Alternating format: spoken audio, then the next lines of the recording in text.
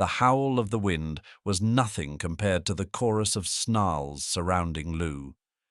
The golden Labrador stood frozen in the center of the wolf enclosure, her wet fur clinging to her trembling body as lightning split the black Minnesota sky. 6 gray wolves emerged from their den, eyes glinting with primal hostility as they formed a tightening circle around the intruder. The alpha male, a massive silver-backed wolf with a scarred muzzle, lowered his head and bared his teeth, a deep growl rumbling from his chest. Lou's heart hammered against her ribs as rain pelted down, washing her scent toward the predators whose territory she had unwittingly invaded. The maintenance gate, torn open by the violent storm, now blocked by prowling wolves, offered no escape. As thunder crashed overhead, the alpha lunged forward, a blur of fangs and fury aimed directly at Lou's throat. Hope you enjoyed this story. Leave a like and share your thoughts in the comments. We'd love to hear where you're watching from. Now, let's continue with the story. 3 years earlier, on a crisp autumn morning, Catherine "Cat" Westbrook was driving the winding road to North Ridge Wildlife Center when she spotted something unusual in the ditch beside the road. Slowing her truck, she peered through the early morning mist to see a small, shivering bundle of golden fur. "What in the world?" she murmured, pulling onto the shoulder. Approaching cautiously, she discovered a Labrador puppy, no more than a few months old, cowering in the tall grass. The pup was thin, with no collar or identification, clearly abandoned on this remote stretch of road. "Hey there, little one," Cat said softly, extending her hand slowly. "How'd you end up out here all alone?" After several minutes of gentle coaxing, the puppy allowed Cat to pick her up. A thorough check at local shelters and veterinary offices confirmed what Cat suspected. This was another abandoned animal in a region where it happened all too frequently as summer cabins closed for the season. "I could take her," Cat found herself telling Dr. Thomas Reed, the center's veterinarian, later that day. "The center could use a good dog around." That was how Lou, named after the nearby Lake Louise, became part of the North Ridge family. Unlike most dogs, who would bark frantically at the scents and sounds of wild animals, Lou displayed an unusual calmness that impressed even Dr. Reed. "I've worked with animals for 20 years, he remarked after watching Lou sit quietly during an examination of an injured fox. "And I've never seen a dog with such a natural ability to stay calm around wildlife." As the months passed, Lou became Cat's constant companion at the Wildlife Center, trotting alongside her during daily rounds, carrying small items in her mouth to help, and providing a comforting presence to both staff and recovering animals alike. The center staff adored her, often slipping her treats when Cat wasn't looking. Rebecca Mills, a young volunteer who worked weekends at the center, was particularly taken with Lou. "That dog understands more than most humans I know," she once commented, watching Lou gently approach a recovering fawn without frightening it. Life at North Ridge settled into a pleasant rhythm until that fateful spring morning when Cat's phone rang during her first cup of coffee. The caller's voice was urgent, tinged with both anger and desperation. "3 wolf pups," Cat explained to her team after ending the call. "Their mother was shot by a rancher who claimed she was attacking livestock. Fish and Wildlife confiscated the pups, but they need immediate care." The gravity of the situation wasn't lost on anyone. Orphaned wolf pups had notoriously poor survival rates, even in the best facilities. Without a mother to teach them essential pack behaviors and hunting skills, their future would be uncertain at best. "We'll need to prepare the isolation unit, Dr. Reed said, already making notes on his clipboard. And contact Walter about additional funding for proper rehabilitation. As the staff bustled about, preparing for the pup's arrival, no one noticed Lou sitting attentively in the corner, ears perked forward as if she somehow understood the significance of the conversation. No one could have possibly imagined the extraordinary role this gentle Labrador would soon play in the lives of 3 orphaned wolf pups, or how that relationship would ultimately save her life during a violent storm 2 years later, when she would find herself surrounded by those same wolves, now grown into powerful predators. The wolf pups arrived at North Ridge the following afternoon in a specialized transport container. Kat and Dr. Reed stood outside the medical facility as 2 wildlife officers carefully unloaded their precious cargo. "They're underweight," explained Officer Jensen, her expression grim. "We estimate they're about 5 weeks old, been without their mother for nearly 2 days." "And the rancher?" Kat asked, her voice tight with barely controlled anger. "Fined, but that won't bring their mother back," Jensen replied with a weary sigh. "At least these 3 have a chance now." Inside the medical facility, the container was gently opened. 3 pairs of blue eyes blinked anxiously at the strange faces surrounding them. The pups were small and fuzzy, their grey-brown coats still showing the softness of infancy, their slender legs unsteady as they huddled together. 2 females and 1 male, Dr. Reed noted as he began his examination. Dehydrated and hungry, but otherwise healthy, they're fighters. Throughout the examination, Lou had been sitting quietly in her usual corner of the medical room. Kat hadn't wanted to leave her behind that morning, despite knowing they'd be receiving wild predators. Now she watched with astonishment as Lou's behavior suddenly changed. The Labrador's ears perked forward, her nose twitching rapidly. A soft whine escaped her throat. "Lou, stay," Kat commanded gently, worried the pups might be frightened. But Lou wasn't exhibiting aggression, quite the opposite. She inched forward, her body language showing intense interest, but no threat. The smallest pup, one of the females, let out a pitiful howl. Lou responded with a nurturing whimper that startled everyone in the room. "That's remarkable, Doctor," Reed said, observing Lou's behavior with professional interest. "She's responding to their distress calls." "Should I take her out?" Kat asked uncertainly. Rebecca, who had arrived to help with the pups, shook her head. "Wait," she said softly. "This could be something special." Under close supervision, Lou was allowed to approach. To everyone's astonishment, she began gently licking the smallest pup's face, a distinctly maternal gesture. The pup didn't pull away. Instead, it leaned into the contact. "I've heard of dogs fostering other species," Dr. Samuel Brooks, a wolf specialist who had been called in to consult, commented with fascination. "But rarely with wild predators like wolves. This is most unusual." Over the next few hours, as a special nursery area was prepared for the pups, Lou refused to leave their side. When the staff attempted to separate her from them, she became visibly distressed, pacing and whining at the door.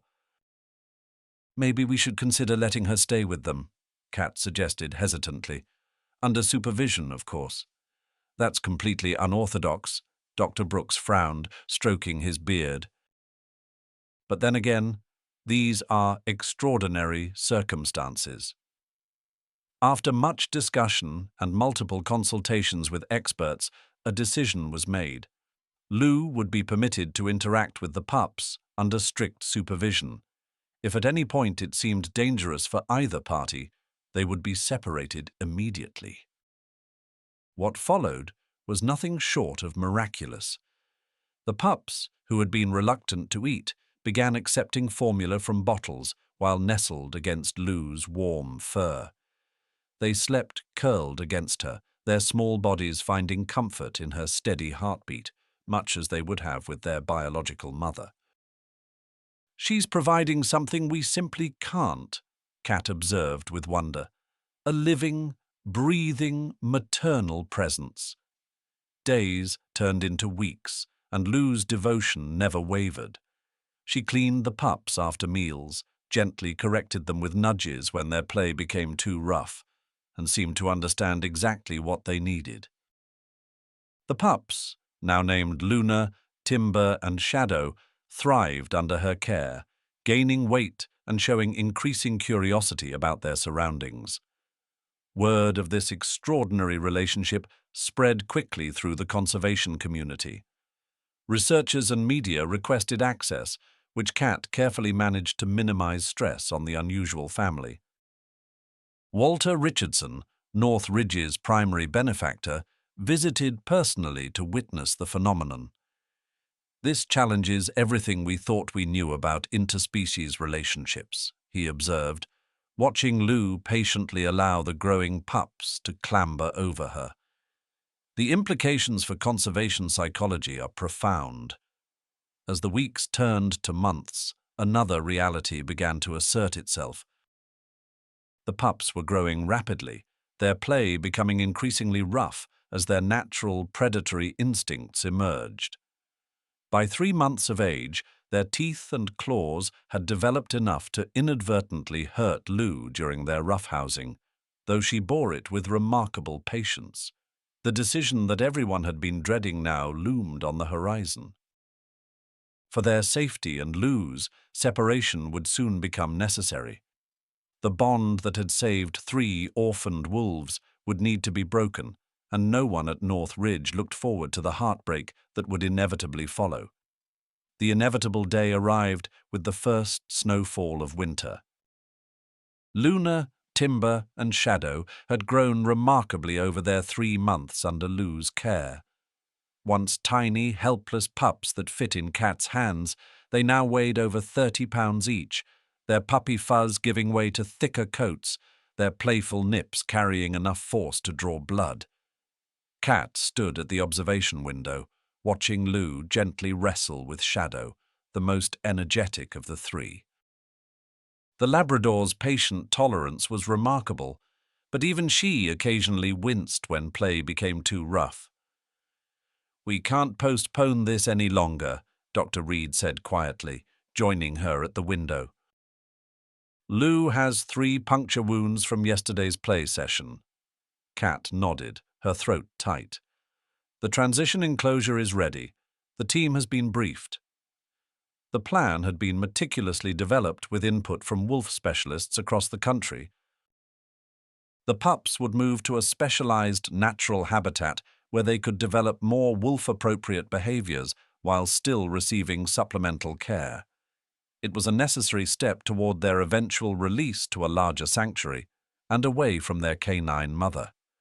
"Lou's gonna take this hard," Cat murmured, watching as the Labrador patiently allowed Luna to paw at her ears. "Animals are remarkably adaptable," Dr. Reed assured her, though his voice held a note of uncertainty. "And Lou has always been exceptional." The separation was handled with the utmost care. While Lou accompanied Cat on her morning walk, the pups were transferred to their new habitat, half a mile away on the center grounds.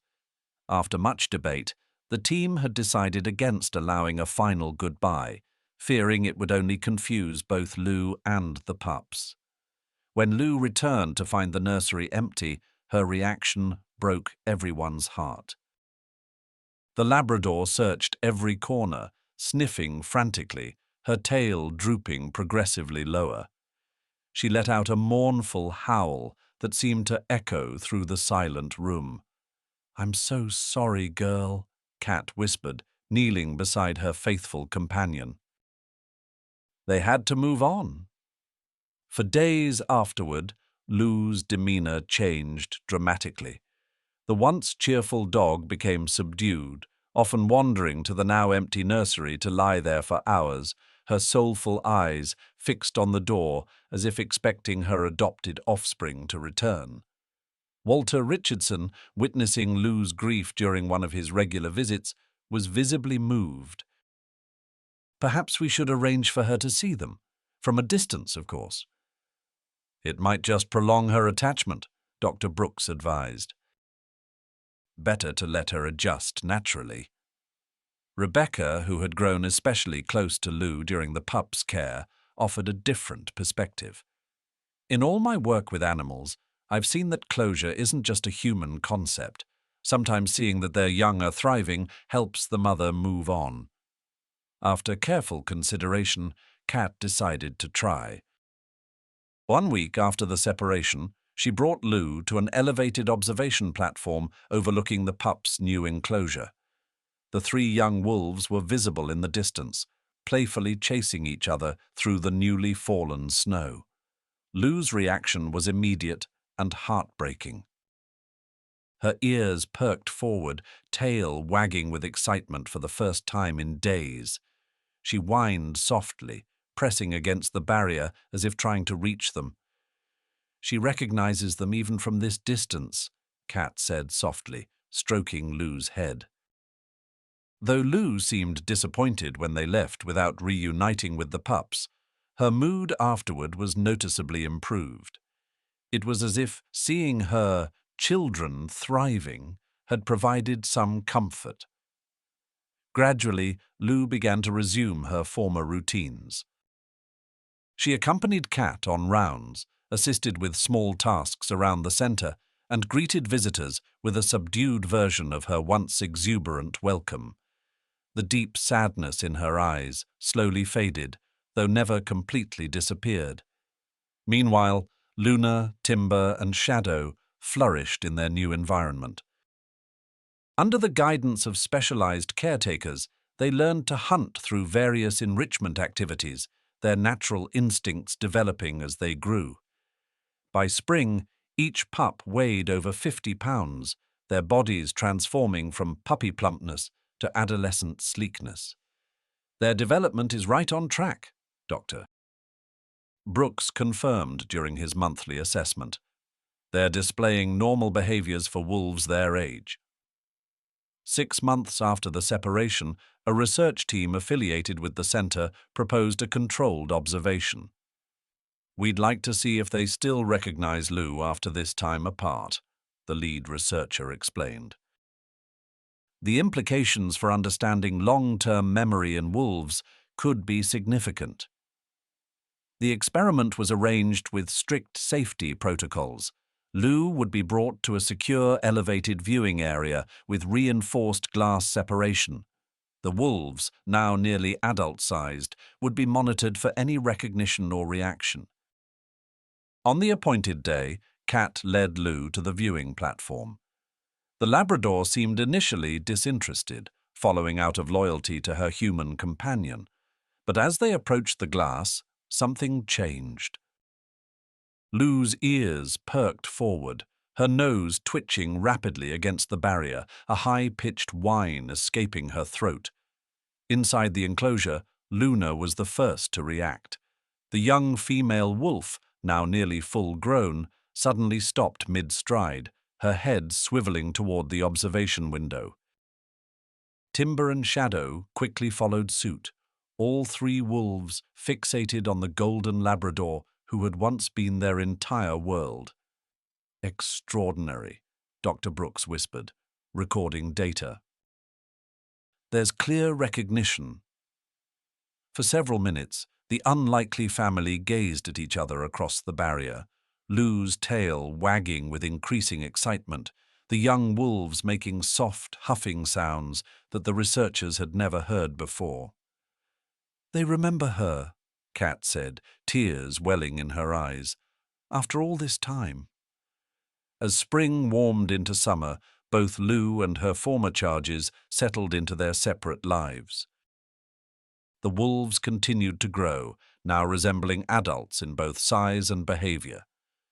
Lou resumed her full duties around the center, her spirits restored by the knowledge that her children were thriving. No one at North Ridge could have predicted that in just a few months' time, a catastrophic storm would put this extraordinary bond to the ultimate test, revealing that the connection between a Labrador and 3 wolves was more powerful and enduring than anyone could have imagined. 2 years had passed since Lou first welcomed the wolf pups into her heart. Minnesota winters were brutal, but the violent storm system approaching North Ridge Wildlife Center had meteorologists using words like unprecedented and potentially catastrophic. All non-essential personnel need to evacuate now, Kat instructed, raising her voice over the howling wind that rattled the windows of the main building. Essential staff, you know your emergency assignments. Animal safety is our priority. Dr. Reed nodded grimly, distributing weather radios to the skeleton crew that would remain. Communications might go down. If conditions worsen, we'll implement full evacuation protocols. Kat knelt beside Lou, securing a bright orange safety vest around the Labrador's chest. You stay with me, girl. No wandering off today? The first thunderclap hit with such force that the lights flickered ominously. Lou pressed against Kat's leg, trembling visibly. Despite her years as a center dog, thunderstorms remained her one insurmountable fear. I need to check the backup generators, Kat told Doctor Reed, gripping Lou's leash tightly. Then I'll make a final round of the wolf enclosures. By the time they reached the wolf habitat, the storm had intensified dramatically. Wind-driven sleet lashed against them with stinging force. A massive crack echoed overhead as a century-old pine splintered, sending a large branch crashing onto the perimeter fence. "Control! We have fence damage in Section W!" Kat shouted into her radio. "No breach of the wolf enclosure, but we need maintenance!"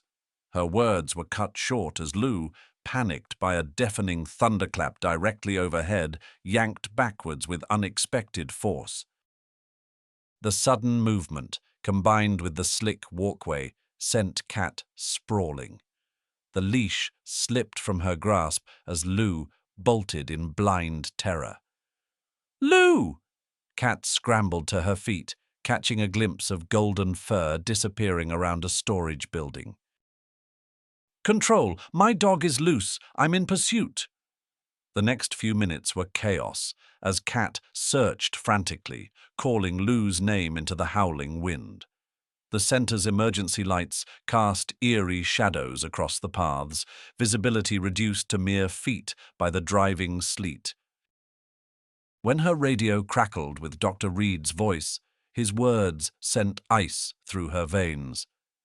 "Kat, security cameras show Lou has somehow entered the wolf habitat. East side, near the artificial den." Kat ran as she had never run before, heart hammering in her chest. The wolf habitat housed 6 adult wolves, including Luna, Timber, and Shadow, now fully mature at over 100 pounds each. While they had recognized Lou through glass 6 months ago, they had since been fully integrated with the other wolves. Would they remember her now? Or would their wild instincts take over at the sight of a dog in their territory? Reaching the observation deck, Kat could make out shapes moving through the storm. Lou stood trembling in the center of the habitat, her golden coat soaked, making her appear even smaller and more vulnerable against the massive landscape designed for wolves. "I'm going in," Kat said into her radio, reaching for the emergency access panel. "Absolutely not," Dr. Reed's response was immediate. "Security is bringing tranquilizer rifles." "There's no time," Kat protested, watching in horror as several large forms emerged from the artificial den and various shelters, their attention fixed on the intruder in their territory. The largest wolf, a male named Dakota with no connection to Lou, took a menacing step forward, his hackles raised, teeth bared in a warning snarl.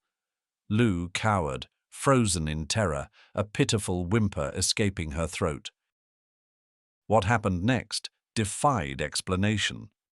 3 wolves suddenly moved with astonishing speed, positioning themselves between Lou and the approaching Dakota.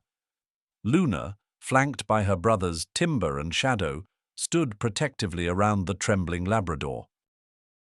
Their posture was unmistakable to anyone versed in wolf behavior, protecting, not threatening. Dakota paused, clearly confused by this unexpected development.